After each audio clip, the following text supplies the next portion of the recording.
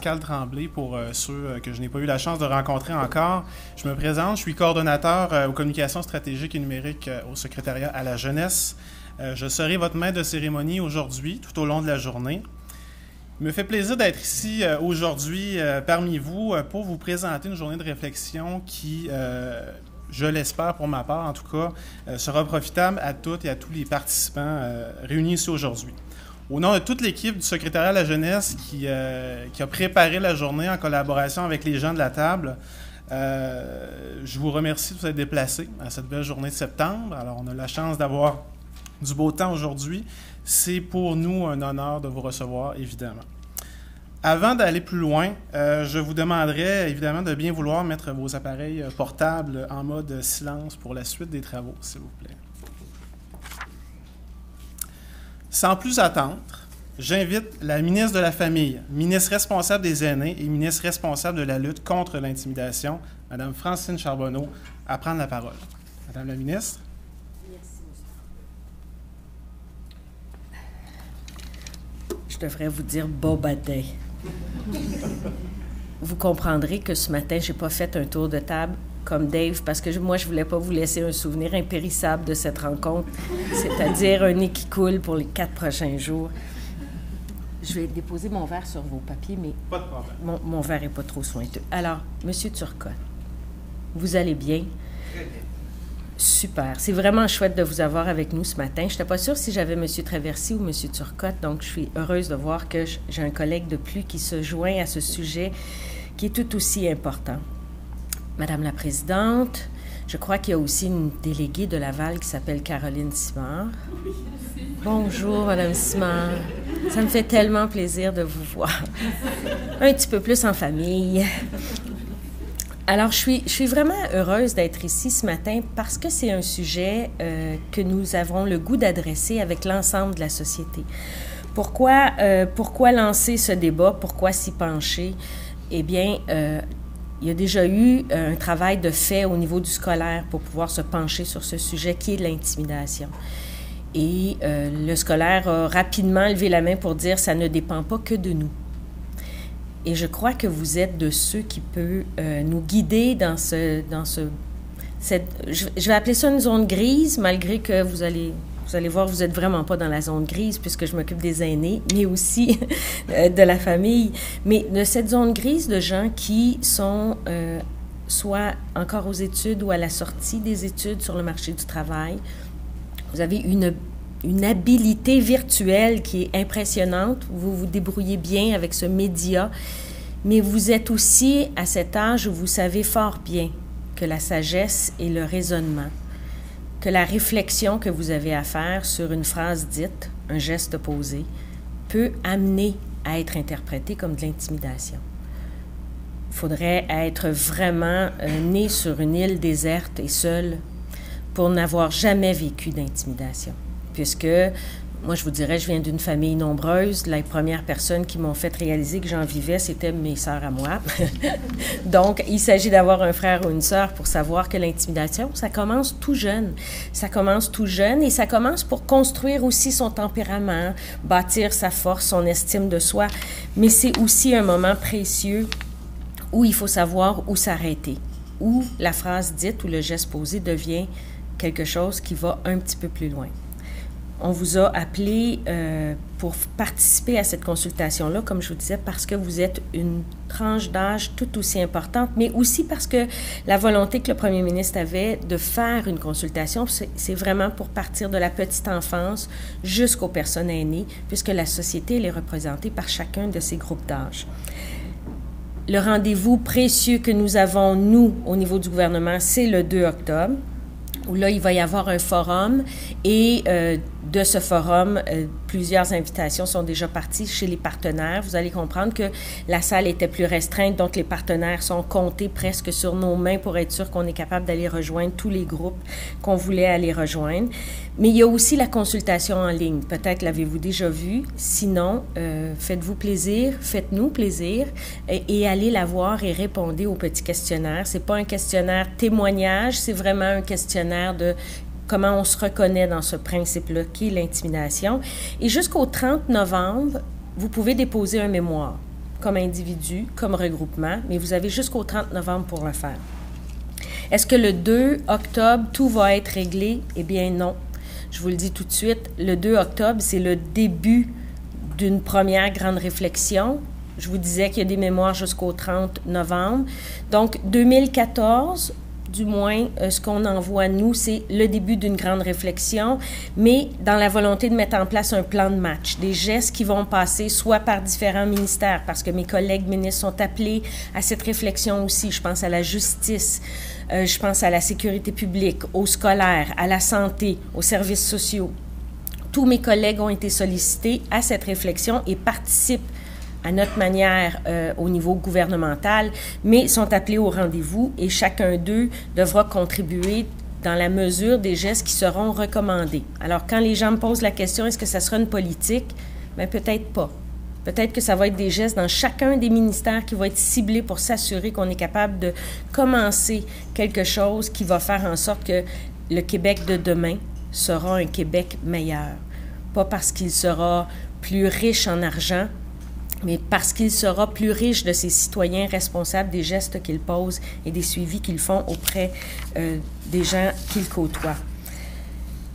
Ne vous limitez pas à cette consultation d'aujourd'hui, allez plus loin, allez dans votre environnement, propagez la bonne nouvelle. Il y a quelqu'un qui disait ça il y a bien longtemps. Propagez la bonne nouvelle, dites aux gens d'aller voir la consultation en ligne. Ce n'est pas... La volonté qu'on a de vous entendre, ce n'est pas que pour avoir une simple voix, mais c'est pour avoir vraiment votre point de vue sur le sujet, vos préoccupations et les suggestions de gestes à venir. Et ne vous limitez pas qu'à un ministère de la lutte contre l'intimidation. Allez plus loin, voyez plus large. Je vous disais tantôt, la justice, la santé, la prévention, le scolaire, aller plus loin dans votre réflexion, c'est ce à quoi nous vous appelons. Habituellement, je suis plus éloquente, mais là, le médicament que je prends pour être sûre que je ne suis pas accompagnée d'une boîte de mouchoirs fait en sorte que j'ai la bouche excessivement sèche. C'est vraiment impressionnant. Je vous remercie de prendre le temps aujourd'hui d'avoir ces échanges. Sachez que c'est confrontant parler de l'intimidation, puisque, je vous le disais au départ, elle se doit d'exister. On ne pourra jamais la contrer au complet. Elle se doit d'exister parce qu'un jeune forme son caractère, une société. On s'affirme à travers une phrase qui dit « me semble, tu as pris du poids ».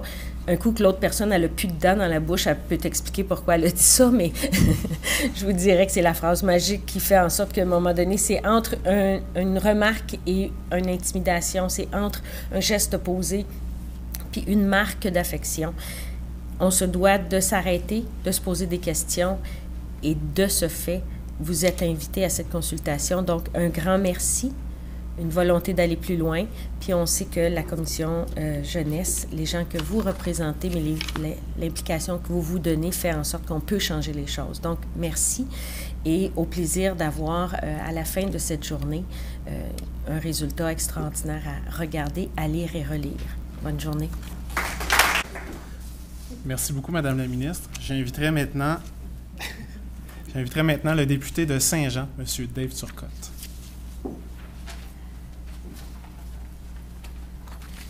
Donc, bonjour à vous toutes, à vous tous. Ça me fait, Madame la ministre, Francine, on a été élus au même moment, on a commencé ensemble, on a appris en 2008 ensemble les commissions parlementaires et puis j'étais très heureux lors de la composition du gouvernement quand tu as été nommé ministre, j'avais été te le dire d'ailleurs. Je suis content de vous retrouver pour un grand nombre d'entre vous. J'ai eu l'occasion lorsque nous étions au gouvernement, de participer à la tournée du Québec sur la politique jeunesse, donc qui était organisée par vous dans l'ensemble des régions du Québec et les gens du secrétariat à la jeunesse, bien entendu. Donc, je suis content de vous revoir. Pourquoi c'est moi qui est ici aujourd'hui? 2 raisons. Le porte-parole en titre du Parti québécois en matière pour la lutte à l'intimidation est actuellement occupé en Écosse, disons ça comme ça. Ça a l'air qu'il y a un référendum là-bas, puis ça nous intéresse un peu. Donc, il est là-bas. Et aussi, pourquoi je suis ici? Parce que j'ai la chance d'avoir les dossiers jeunesse dans ma longue carte d'affaires, porte-parole en matière d'emploi, formation professionnelle, éducation des adultes, alphabétisation et jeunesse. Donc, je tenais à être ici avec vous pour échanger un peu avec vous. Le problème, c'est qu'on est aussi en politique. Et aujourd'hui, il y a des gens dans notre formation politique qui ont décidé qu'on tenait un caucus. Donc, j'ai dû faire l'école buissonnière de notre caucus pour venir vous saluer. Mais cet après-midi, il y aura quelqu'un de notre équipe, un collaborateur à nous, qui viendra pour la plénière pour entendre un peu le constat de ce que vous avez débattu aujourd'hui, échangé, pour qu'on puisse faire un bon travail de collaboration, puis aussi d'échange d'idées et d'opinions. Je tenais à être ici, pourquoi? Parce que c'est un enjeu important. C'est un enjeu qui, au-delà des partis politiques, souvent en politique, les gens ont l'image, la perception qu'on est des ennemis, loin de là. On doit mettre de côté nos étiquettes, nos allégeances politiques pour travailler pour notre monde, travailler pour nos jeunes, travailler pour le Québec. Puis lutter contre l'intimidation, au fond, c'est ça. C'est travailler pour notre meilleur avenir, puis c'est ce que vous faites au quotidien, en étant dans les forums jeunesse. Et vous avez la chance d'être connecté sur le terrain. Il faut dire que comme député aussi, on l'est un petit peu, sinon on ne reste pas longtemps. Mais on a quelque chose en particulier. Mais vous avez la chance d'être peut-être un peu plus connecté aux groupes jeunes, aux organisations jeunes, que nous, on peut l'être parce qu'on a différentes responsabilités. Donc, je remercie beaucoup les gens, Madame la ministre, qui a pris l'initiative d'organiser des telles rencontres, mais aussi les gens du secrétariat à la jeunesse d'organiser ce genre de rencontres. Disons que j'ai eu l'occasion de les côtoyer dans un passé rapproché et ils sont toujours aussi professionnels.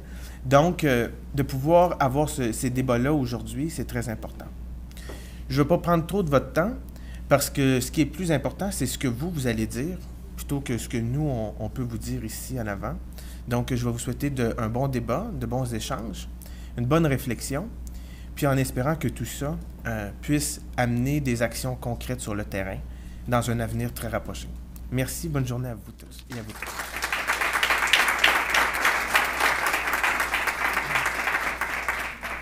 Merci, Monsieur le député. Alors, j'invite maintenant M. Philippe Girard, attaché politique à l'aile parlementaire pour M. Schneeberger, député de Drummond-Bois-Franc.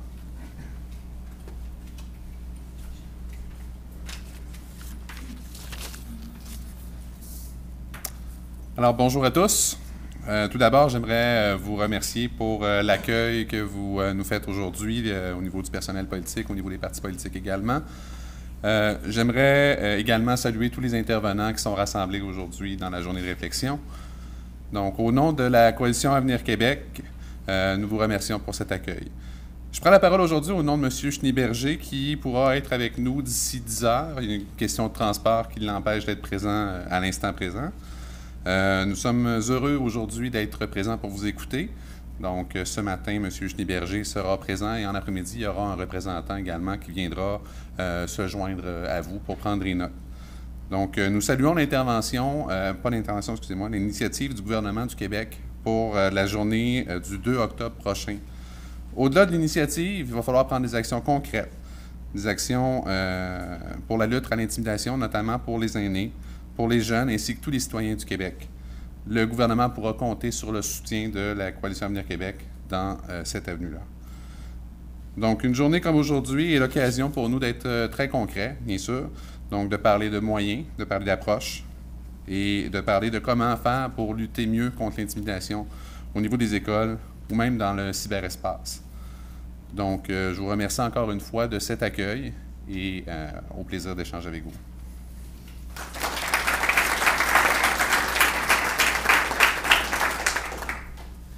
Merci beaucoup, M. Girard. J'inviterai maintenant la vice-présidente de la table de concertation des forums jeunesse régionaux du Québec, Mme Dominique Masse, à prendre la parole.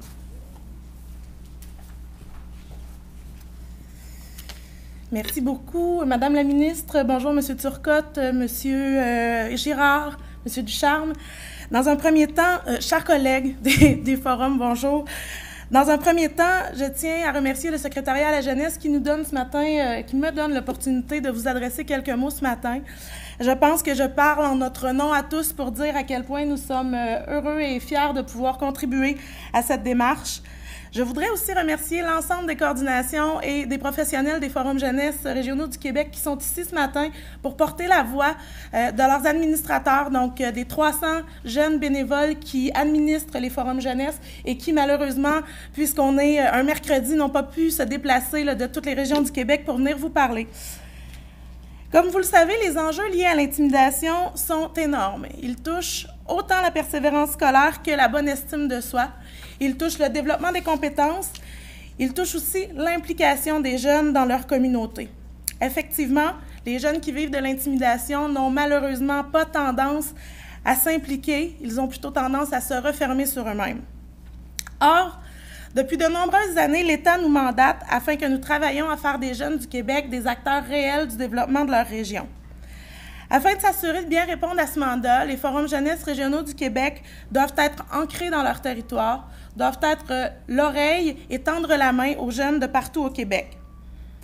Répondre à ce mandat-là, c'est tenter, bien que le défi soit grand, de devenir un expert des réalités extrêmement riches et diversifiées des jeunes de partout au Québec. Ce savoir et cette expertise qui accumule l'ensemble des forums jeunesse prend tout son sens quand l'État fait, comme aujourd'hui, le pari de co-construire avec nous les politiques publiques. Co-construction qui s'établit, comme on le voit ce matin, dès le début du processus et qui se poursuivra tout au long de la réflexion qui mène à de nouvelles lois. Lorsque l'État prend le temps de dialoguer avec nous afin de mieux connaître ce qui se passe sur le territoire, non pas seulement près des ministères, non pas seulement là où les caméras de télévision pointent, mais bien partout à travers le Québec, parce que le territoire est vaste et que les projets et les acteurs qui touchent aux enjeux liés à l'intimidation sont extrêmement diversifiés et riches de leurs compétences.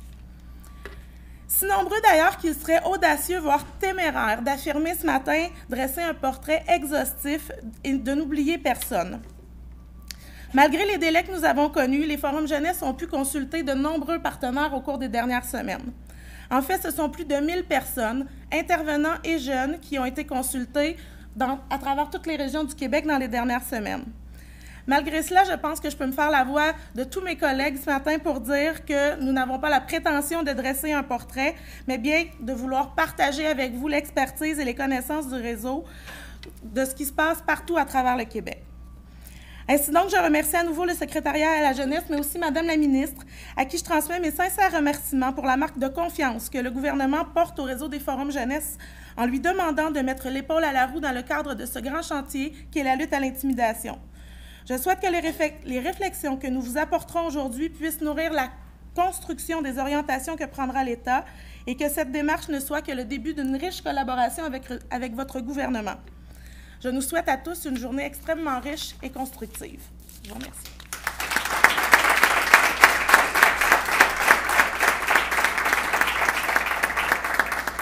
Merci beaucoup, Madame la vice-présidente. J'invite enfin le secrétaire adjoint à la jeunesse, M. Nicolas Ducharme, qui viendra vous présenter une mise en contexte de la journée. Monsieur le secrétaire adjoint. Bonjour à tous, ça va bien? En forme? Oui. Ben, il fait beau, hein?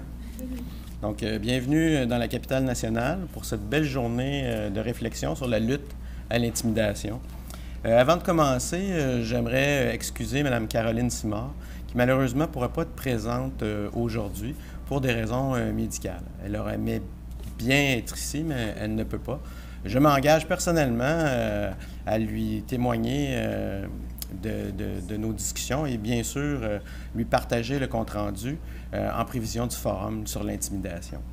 Je tiens aussi à saluer la présence de Mme Charbonneau. Je sais que vous avez un agenda très chargé. Pour nous, c'est un honneur de vous accueillir ici et de vous présenter la panoplie de gens qui travaillent avec des élus jeunesse dans l'ensemble des régions du Québec à travers une structure qu'on appelle les forums jeunesse. Et vous savez, l'expérience qu'on donne à ces jeunes-là, c'est d'administrer, c'est de se concerter d'être des leaders dans leur région, mais aussi d'administrer un fonds régional d'investissement jeunesse qui permet d'investir des fonds dans des projets soit à long terme, structurants, ou à court terme pour que les jeunes réalisent un certain nombre d'initiatives ou d'innovations ou de projets pour leurs pairs ou pour eux-mêmes.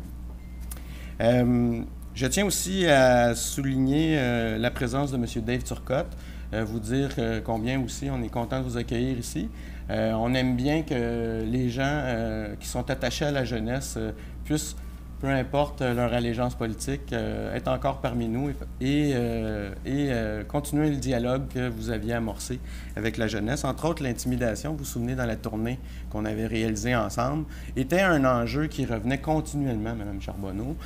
Donc, on a entendu ça des jeunes et on comprend que le gouvernement, lui, avait déjà cette sensibilité-là et on salue l'initiative qui se tiendra le 2 octobre. Je tiens à souligner aussi la présence de M. Schiniberger, Sébastien Schiniberger, excusez, qui va être présent aujourd'hui. Donc, il me fera plaisir de le saluer puis de vous le présenter à un autre moment. Je comprends qu'il va peut-être être ici ou à la plénière aussi. D'ici 10 heures, il va être ici. Donc, et évidemment, Mme Massé, que je désire aussi excuser, elle voulait vraiment être présente. Qui est une députée là, de Québec solidaire, mais elle avait un conflit d'horaire. Elle est tentée de se libérer.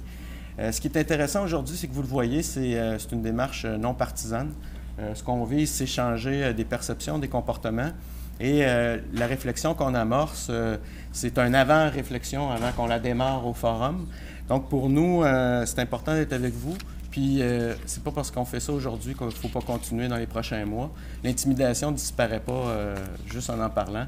Il va falloir agir aussi en conséquence et travailler avec les différents intervenants pour faire la différence. On ne part pas de nulle part non plus. Je tiens quand même à souligner que ce soit à l'école ou dans notre milieu de travail ou dans notre vie quotidienne, ou même sur les réseaux sociaux que nous, on essaie d'habiter de plus en plus, il y a des éléments ou des gestes qui ont déjà été posés par le gouvernement ou différents intervenants. Donc, on ne part pas de rien. Dans le cas des jeunes, les éléments les plus importants, c'est le plan d'action pour prévenir et traiter la violence à l'école et la Déclaration québécoise d'engagement contre l'intimidation.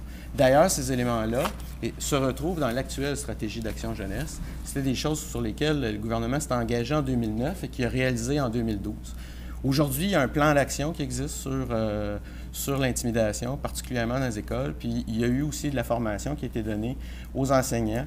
J'ai personnellement 2 enfants qui sont à l'école secondaire, donc ma fille Alice de 13 ans et mon garçon Émile de 16 ans. Et ils me parlent quotidiennement de différentes initiatives. Donc, pour aller chercher leur attention, il va falloir aussi être créatif, parce que c'est déjà un enjeu qu'ils sont conscients. Puis, c'est pour ça que vous allez... Marc va vous présenter notre stratégie web.